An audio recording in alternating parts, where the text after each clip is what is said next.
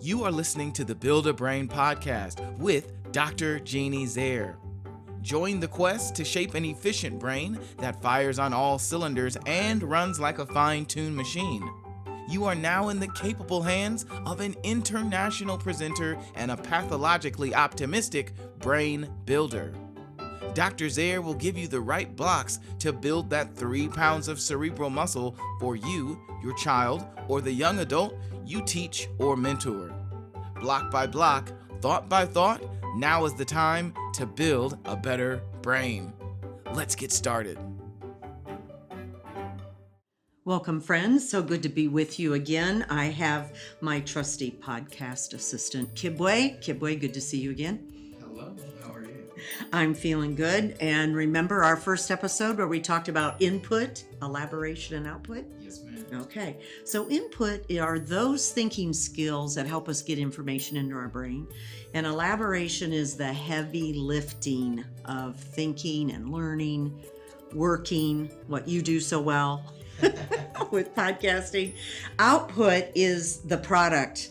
How do we tell people we know what we know? And output is the wonderful product of a podcast and all of your fun work that you do with mixing all of this. That's right. So we did 3 input skills on the first, we did an intro and then we did 3 input skills. We're going to shift to elaboration for episode number 5. We're going to move to define the problem. Now, remember, Feuerstein was working with teenagers that had survived the Holocaust, and he was recognizing that they had an inadequacy in the perception of the existence and definition of an actual problem. Definition of existence? Yeah, like can't even realize there's a problem. Now, you've had a friend that you've went, really, how can he not see this issue in his life, right? And I've had people, tell me the same thing. Don't you realize that's a problem, Jeannie? Oh, no, is it? So what's the problem? So this cognitive skill, if you think about it, is an awareness. So he's saying that our brain needs to be able to recognize that there is some disequilibrium. Something is not right. Whether it's in my checkbook or the car's not running right, or your friend gives you a strange look, like they kind of raise one eyebrow and you're like, okay, what'd I say? Did I do something wrong? So recognizing there's a problem. So those are a lot of big words that Reuven used. Inadequacy in the perception of the existence and definition of an actual problem. Yeah, But it's a lot. But it just boils down to what is the problem? Like defining the problem is the positive version that we put that in. So being able to define the problem, what is the challenge here? Have I ever seen this before? Why is this a problem? So this is not a lot of heavy thinking that's done for a long, long time, because as soon as you start solving it, you're moving into other thinking skills. Okay. So you're just trying to say, this is a problem. Right. Then you're going to use other thinking skills to move on from there. So this question is actually a pretty good one if it's used with others in a genuinely honest way. We can't be too sarcastic. Because that's tempting, right? Yeah, really, you can't see this. Okay. So no, you want to be honest with it. So Feuerstein's method for helping people learn how to learn is called mediation. We talked about that a little bit, I think, on the first podcast too. It implies that we position ourselves between a task or an issue and our friend or a person or a child. So you may be a parent, you may be a mentor, you may be an aunt or uncle. You could work at a Boys and Girls Club where you're helping, younger kids. So you're going to help mediate the situation by asking really good questions that challenge this child or person to think for themselves. So I don't know, because I'm a mom and I'm a teacher, and you talk about your mom so well.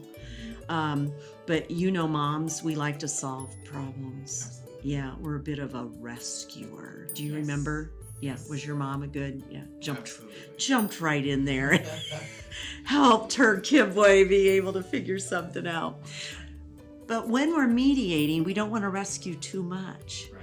So we want to ask good questions, and a couple good questions are, first, just what do you see here? Like if they don't recognize there's any problem at all, if you're in a situation that you can ask a good question, ask them, what do you see in front of you? Or what did you hear? And if they go, well, I don't know what you're talking about. So well, just look at this issue right here. Like put something, whatever it is you know is the problem and they're not seeing it. Try to get them situated so they can see the issue. Right, by asking questions. And then ask questions. Well, what do you see? Oh, I noticed my room's a wreck. Right. Oh, So what's the problem is then your follow-up question. But if they're not perceiving anything, Right. yeah, you need to ask, what do you see or what do you hear? It could also be a what do you know if it's a relationship social skills issue. You might ask, what do you know about your friend and how things are going there? What do you know already? Then move into what could be the problem. Yeah. There's a lot of room there for interpretation because I think a lot of us go a long time without recognizing certain problems. Yeah. Well, some of it is evasion. For sure. If I could just avoid it, maybe it'll go away. Yeah. Yeah, maybe it'll go away.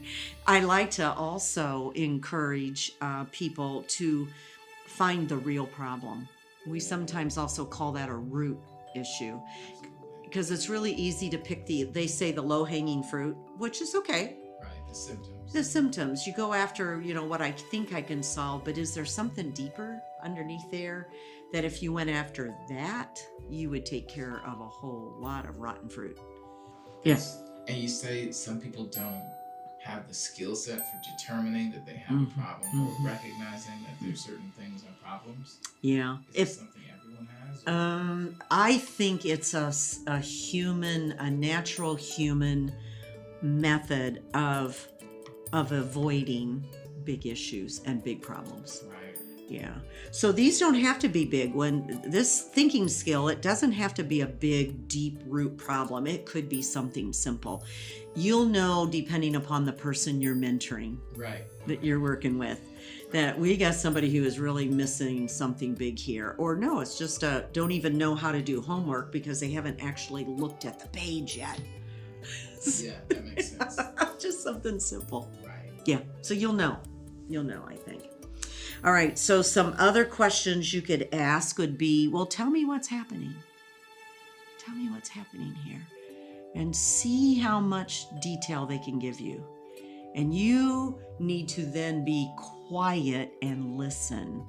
Because we sometimes also, especially mothers, especially women, we want to rescue, so we tend to jump in too quick. And say, well, I bet you've got a problem with blah, blah, blah, blah, blah. Instead of, no, just ask some more probing questions like, tell me what is happening here. Or even come back with what else? What else do you see here? Or what else do you know? Yeah.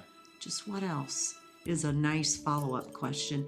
The other thing that mediation does is honors this person you're talking to, whether it's a 4-year-old or a 24-year-old.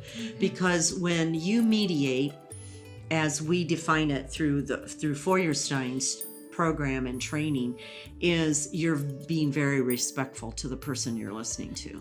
And so you do want to hear what they say. You're not on your phone flipping through Right. Absolutely. screens. You're focused. Your body language says and shows that you're listening to how they respond. Is there a strategy that you think you could use? If you want to move beyond defining the problem, that could be a nice follow-up. And some of these questions that I use here, you're going to hear with some of the other build-a-brain thinking skills too. So you're going to hear a couple. And have you ever had this problem before? Is this a new one? Or is this something that, oh yeah, this happened last week? Right. So that's kind of a nice clue that if they go, oh yeah, this happens every Wednesday, or Yeah. What do you think the default reaction is for a counselor or a mentor when they're seeing their mentee encountering the same problems again and again. Oh, yeah. It can be real simple to get a bit frustrated with them. I thought I told you, right? Don't you remember we talked about this? So we tend to be frustrated with them, and so we say things like that. When in reality, they just can't recognize what they're looking at, so they keep doing the same thing. They are not there yet. They have not defined that this is a problem. So apparently, I need to mediate better. Right.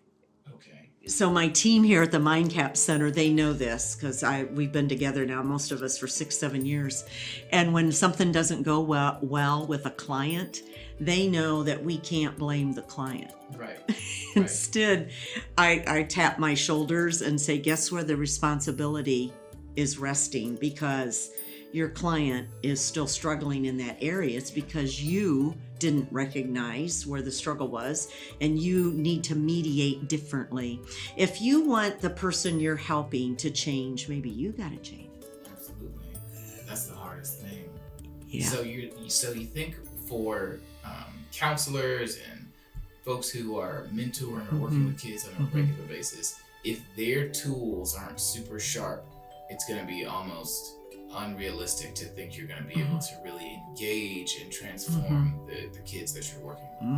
Is that true, or is that too extreme? Depends on the relationship the mentors build, because you cannot have very much skill at counseling or mentoring. You've never done anything at all. But if somebody clicks with you and they know you at your core, they know you care. Right. Sometimes they'll forgive that you don't have very good skills because they see you care and you keep coming back. You keep taking this kid out to get coffee, or you keep seeing them at church, or you just keep saying hi. And so that can make an impact on a young person that, oh, this person keeps saying hi to me. They must really care about me. Yeah.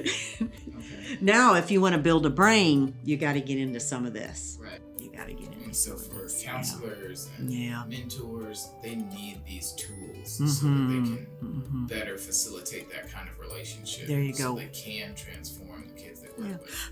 Well said. That's why I have you as my expert. I'm just putting it together. I'm just like thinking through it because it makes a lot of sense. Thank you. I'm glad it does. I'm glad it does, Mr. Kibwe. So anyway, that is define the problem. So I hope you will think about that one and use it, and you can find the list of these cognitive skills on our website. So glad you could be with us with episode 5. Come back for more. Can't wait to help you build a brain. Thanks for listening to the Build a Brain podcast. If you're wanting more information on how to build a brain, please visit the website for the MindCAP Center in Fort Wayne, Indiana at www.mindcap.org. That's www.mindcap.org. Children and adults from across the United States and Canada have found the cognitive help they needed at the MindCAP Center. Their specialized team is trained in all levels of the Feuerstein program and can literally help you or your child build a new brain. We'll see you next time.